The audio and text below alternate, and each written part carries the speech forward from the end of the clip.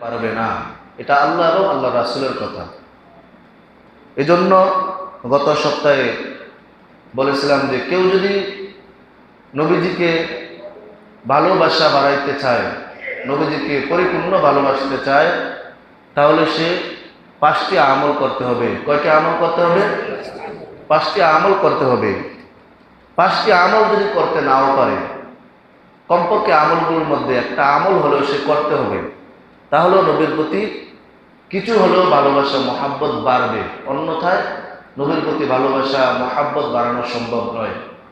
1 নম্বর বলেছিলাম প্রতি সোমবারে রোজা রাখা। নবী করিম সাল্লাল্লাহু আলাইহি ওয়াসাল্লাম প্রতি সোমবার রোজা রাখতেন কেন? 1 নম্বর কারণ হলো নবীজির সোমবার দিন জন্ম হয়েছে। 2 নম্বর হলো সোমবারে নবীজির উপর কোরআন নাজিল হয়েছে।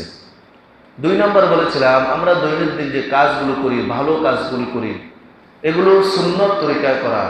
কাজ করার আগে বিসমিল্লাহ বলা, ডান দিক থেকে কাজ শুরু করা সুন্নত। নবীজির সুন্নত যখন আমরা জিন্দা করব, তখন আমাদের দিলের ভিতরে নবীজির মহাব্বত বাড়তেই থাকবে। সুবহানাল্লাহ।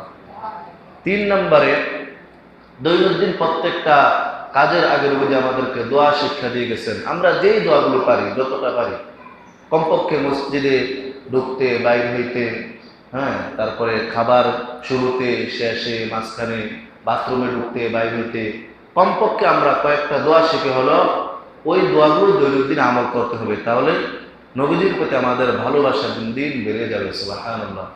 4 নম্বর নবীজির জীবনী যারা পারেন, কিছু সময় জীবনী পড়া, অযথা দোকানে পাড়ে, রাস্তাঘাটে, মোবাইল, টেলিভিশন এগুলোর পিছনে সময় ব্যয় না করে নবীজির জীবনী পড়া।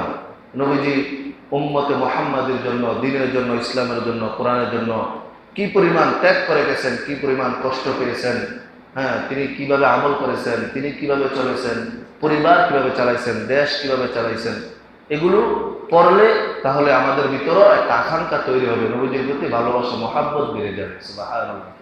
সর্বশেষ যে আমলটা সবচেয়ে গুরুত্বপূর্ণ, এটা আমরা সকলেই পারবো। আমরা এখানে মুসলমান হিসাবে আমরা সকলে একটা না একটা দুরূদ পারি, সেটা ছোট হোক বা বড় হোক আমরা পারি।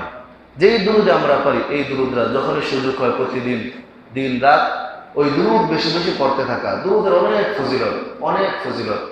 আমরা যখন একবার দুরূদ পাঠ করি, তখন ফেরেশতারা এই দুরূদ নিয়ে নবীজির রওজার পাশে চলে যায়, গিয়ে নবীজিকে বলে যে আপনার অমুক বান্দা, আপনার অমুক উম্মত, অমুক উম্মতি আপনার সামনে দুরূদ পাঠ করেছে। সুবহানাল্লাহ।